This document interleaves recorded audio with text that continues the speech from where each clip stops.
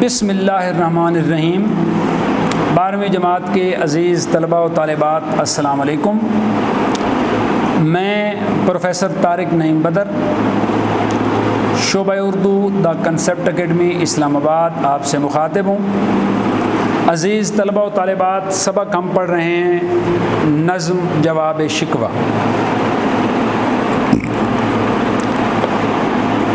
بحیثیت مسلمان اس نظم کی ہمارے لیے بڑی اہمیت ہے، اس لیے بات تفصیل سے کرتا ہوں، تشریح سے کرتا ہوں۔ تھوڑا اس پہ ٹائم لگے گا، تھوڑا وقت لگے گا، لیکن یاد رکھیے ایک ایک کی ہوئی بات آپ کے لیے فائدے کا باعث ہوگی۔ اس لیے تحمل سے، توجہ سے بات سنیں، ان باتوں کو یاد بھی کریں۔ مشکل الفاظ کافی سارے دیے گئے ہیں، ان کے معنی میں ساتھ ساتھ بورڈ پہ لکھتا ہوں، ان کو بھی یاد کریں، بہت امپورٹنٹ ہے۔ اس میں سے کوئی نہ کوئی سوال لازمی آ جاتا ہے۔ تو وقت ضائع کیے بغیر ہم آتے ہیں سبق کی طرف۔ اس کا 5واں بند آج ہم پڑھیں گے، اور 5واں بند ہے آئی آواز غم انگیز ہے افسانہ تیرا۔ یہاں سے اقبال نے شاعری کو، اقبال نے یہاں پہ رب کائنات کی طرف سے الفاظ استعمال کیے، معنی یہاں سے جو انداز گفتگو ہے، جو بات چیت کا انداز ہے، جو طریقہ ہے، وہ شروع ہو رہا ہے اللہ تعالیٰ کی زبان میں۔ یعنی اقبال جو ہیں وہ اللہ تعالیٰ کی زبان میں کہتے ہیں آئی آواز غم انگیز ہے افسانہ تیرا، بہت دکھ بھرا، بہت تکلیف بھرا۔ غم انگیز کے معنی دکھ بھرا، تکلیف بھرا۔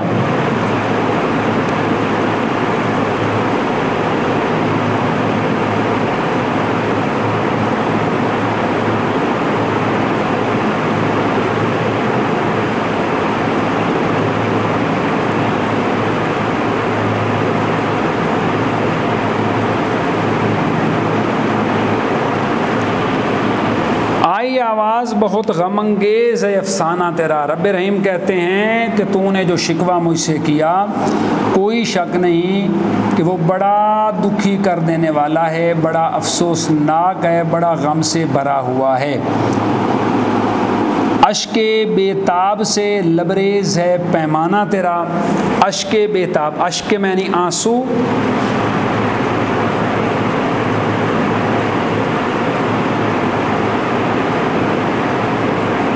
لبریز کے معنی بھرا ہوا،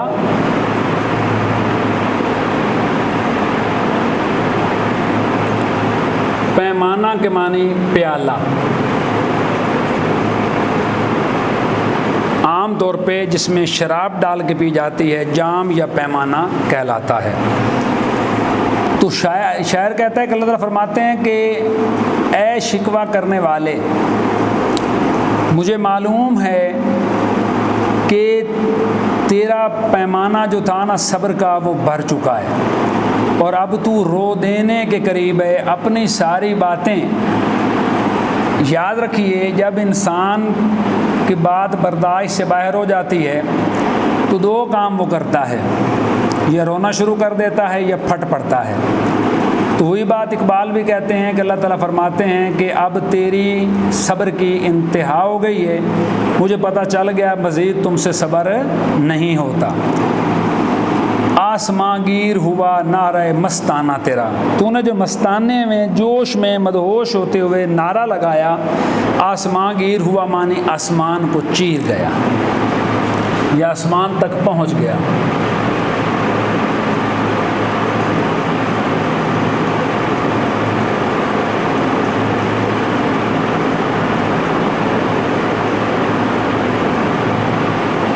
نعرہ مستانہ تیرا، وہ کس قدر شوق ہے، شوق زباں ہے دل دیوانہ تیرا۔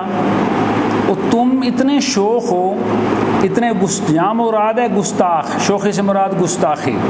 تیرا دل دیوانہ اتنا گستاخ ہو گیا ہے، شکر شکوے کو کیا حسن ادا سے تو نے، ہم سخن کر دیا بندوں کو خدا سے تو نے۔ ہم سخن کے معنی بات چیت کرنا آپس میں،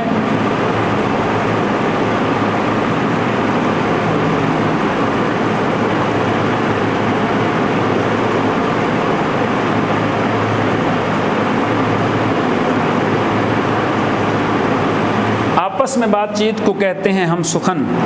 تو شاعر کہتا ہے، اللہ تعالیٰ فرماتے ہیں کہ تو نے کتنی خوبصورت طریقے سے اپنا شکوہ جو ہے رب رحیم کے سامنے پیش کیا، اور تو نے ایک انسان کو، ایک عام بندے کو اللہ تعالیٰ سے بات چیت پہ مجبور کر دیا، اللہ کو مخاطب کیا، تو اللہ تمہارے سوالوں کا جواب دینا شروع ہو گیا۔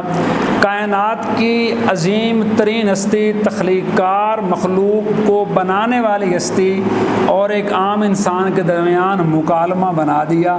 تو نے اتنے خوبصورت طریقے سے اپنے اس نے بیان سے اپنی بات کو کتنا اچھا بنا دیا۔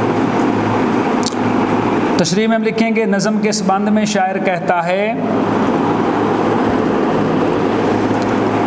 کہ جب اس نے اللہ تعالیٰ سے اپنا شکوہ بیان کیا تو اللہ تعالیٰ جو غفور و رحیم ہے، سننے والا اور مہربان ہے، تو اس کی طرف سے یہ آواز آئی کہ اے انسان، تیرا یہ غم اور دکھوں سے بھری کہانی بہت ہی بے چین کر دینے والی ہے۔ تیری اس لگاتار آہوزاری نے میرے رحم و کرم کی آخری حدوں کو چھو لیا ہے۔ تیری اس جوش بھری فریاد نے آسمانوں کو بھی اپنی لپیٹ میں لے لیا ہے۔ تیرے دل کی دیوانگی، جنون اس قدر زیادہ ہے کہ اس نے تجھے بے باک اور صاف گو بنا دیا ہے۔ اے انسان، تو نے اپنے گلے کو اس انداز سے بیان کیا کہ وہ گلہ کم اور شکر زیادہ معلوم ہوا، اور اپنی اس صدا سے تو نے اللہ تعالیٰ سے انسان کو ہم کلام کر دیا۔ اس کے بعد ہے بند نمبر 6۔ ہم تو مائل بکرم ہیں، کوئی سائل ہی نہیں۔ مائل بکرم کے معنی کرم کی طرف متوجہ۔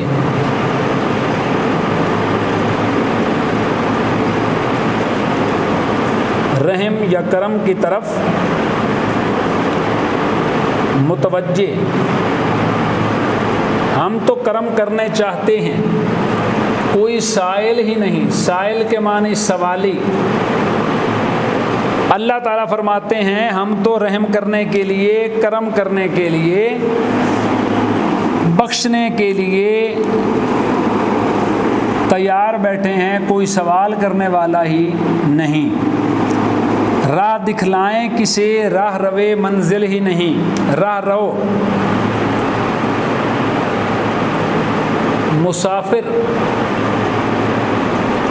اللہ تعالیٰ فرماتے ہیں ہم کس کو سیدھا راستہ دکھائیں، یہاں تو منزل پہ جانے والے، سیدھے راستے پہ چلنے والا کوئی مسافر ہی نظر نہیں آتا۔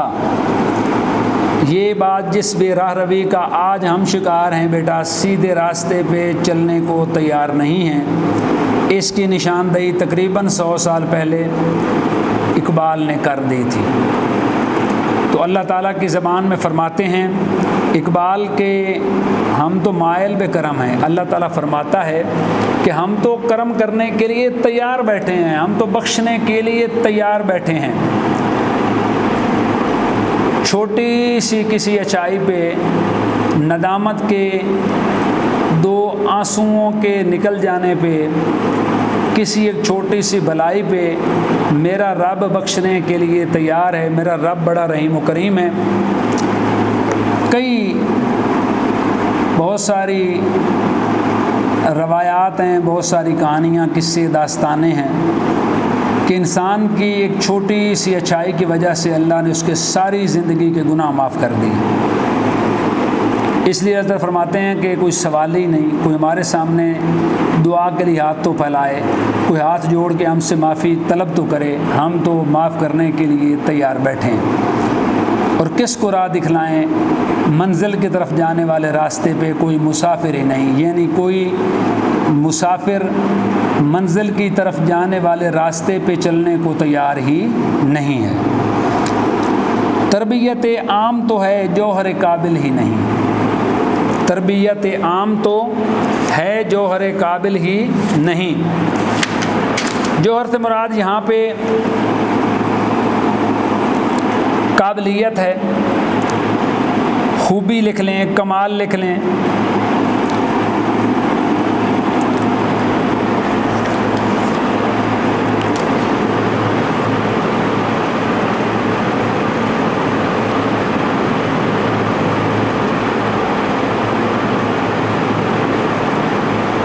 خوبی لکھ لیں، قابلیت لکھ لیں۔ شاعر کہتا ہے، اللہ تعالیٰ فرماتے ہیں تربیت عام تو ہے جوہر قابل ہی نہیں، ایسا کوئی شخص ہی نہیں ملتا جو کسی خاص خوبی کا حامل ہو، جس میں کوئی خاص بات پائی جائے، اس جو ہم کہتے ہیں کوالٹی پائی جائے، بہت اچھی کوالٹی والی کوئی چیز، کوئی حیثیت، کوئی آدمی نہیں ملتا۔ جس سے تعمیر ہو آدم کی وہ گل ہی نہیں، تعمیر کرنے کو آدم سے مراد آدمی ہے، گل کے معنی ہوتا ہے مٹی۔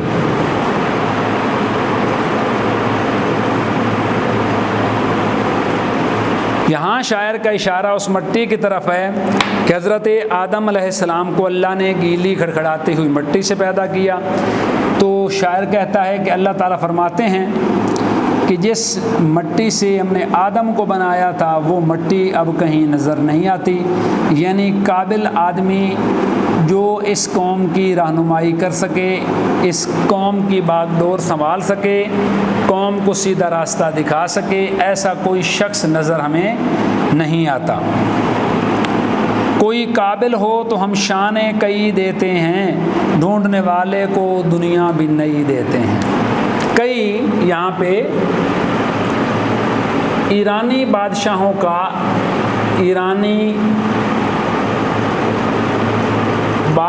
کا لقب ہے۔ اللہ تعالیٰ کہتے ہیں اگر کوئی قابل ہو، کوئی اس قابل شخص ہو، ہم اسے بادشاہ بنا دیتے ہیں۔ پرانے زمانے میں جو بادشاہ ہوا کرتے تھے وہ مختلف القاب سے پہچانے جاتے تھے، تو کئی جو ہے یہ ایرانی بادشاہوں کا لقب ہے۔ اس لیے شاعر نے اس لفظ کو استعمال کیا، اس لقب کو استعمال کیا کہ اللہ تعالیٰ نے یہ فرمایا ہے کہ کوئی قابل ہو، کوئی اس نشست کے قابل ہو، کوئی اس سیٹ کے قابل ہو، کوئی محنت کر کے اس عروج پہ پہنچنے کے قابل ہو، تو ہم اسے بادشاہ بنا دیتے ہیں، اسے اس کی منزل عطا کر دیتے ہیں، اور ڈھونڈنے والے کو دنیا بھی نہیں دیتے ہیں۔ یہاں پہ شاعر کا اشارہ کرسٹوفر کولمبس کی طرف ہے، جس نے امریکہ ایجاد کیا۔ حالانکہ وہ جہاز ران تھا، سمندری راستہ ڈھونڈنے نکلا تھا، اس کے لیے پرتگال سے، برطانیہ سے، ہندوستان کا بھٹک کے غلطی سے امریکہ کے ساحل پہ جا نکلا اور ایک نئی دنیا دریافت کی۔ 5000 سے اوپر کلومیٹر درمیان میں سمندر ہے، بھٹک کے وہاں جا نکلا۔ اور مزے کی بات یہ ہے کرسٹوفر کولمبس کو مرتے دم تک یہ معلوم نہ ہو سکا کہ اس نے ایک نئی دنیا ایجاد کر لی ہے۔ اس کی طرف اشارہ ہے، تشریح میں ہم لکھیں گے۔ اس بند میں شاعر کہتا ہے کہ اللہ تعالیٰ انسان کو یہ احساس دلاتا ہے کہ میں تو رب العالمین ہوں اور ہر وقت تیری طرف متوجہ ہوں، مگر اے انسان تجھے مجھ سے مانگنے کی توفیق نہیں ہے، میں تیری ہدایت و رہنمائی کیسے کروں، کیونکہ تو اپنی منزل کے لیے سیدھا راستہ ہی تلاش نہیں کرنا چاہتا، تیری تو میں ہر طرح سے رہنمائی کروں، مگر تجھ میں وہ قابلیت ہی نہیں کہ ہدایت پا سکے۔ اللہ تعالیٰ انسان کی اس حالت زار کو دیکھ کر کہتا ہے کہ مجھے لگتا ہے کہ میں نے جس مٹی سے حضرت آدم علیہ السلام کو تخلیق کیا تھا یہ وہ مٹی ہی نہیں، کیونکہ تجھے تو اس دنیا میں اپنا نائب اور خلیفہ بنا کے ہم نے بھیجا تھا، مگر تو نے تو میری حاکمیت کو ہی نظر انداز کر دیا۔ تم میں سے اگر کوئی اپنے آپ کو میرا نائب ہونے کے قابل بنائے تو میں اس کو کئی مرتبے عطا کر دیتا ہوں، جد و جہد اور کوشش کرنے والوں کو وہ سب کچھ دیتا ہوں جس کی ان کو طلب ہوتی ہے۔ قرآن مجید کی آیت کا ترجمہ ہے کہ جس نے کوشش کی اس نے پا لیا، یعنی اگر تم کوشش کرو گے تو ہم تمہیں تمہاری سوچ سے زیادہ نواز دیں گے، تمہیں تمہاری سوچ سے زیادہ عطا کر دیں گے۔ اقبال ایک جگہ نے کہا، اقبال نے ایک شعر کہا، اسی حوالے سے اس پہ بات کرتے ہیں اور بات مکمل کرتے ہیں آج کی اپنی، کہ خدا نے آج تک اس قوم کی حالت نہیں بدلی، خدا نے آج تک اس قوم کی حالت نہیں بدلی، نہ ہو جس قوم کو خیال خود اپنی حالت کے بدلنے کا۔ تو بات کرنے کا صرف مقصد یہ تھا کہ اللہ تعالیٰ فرماتے ہیں کہ اگر تم اس قابل ہوتے،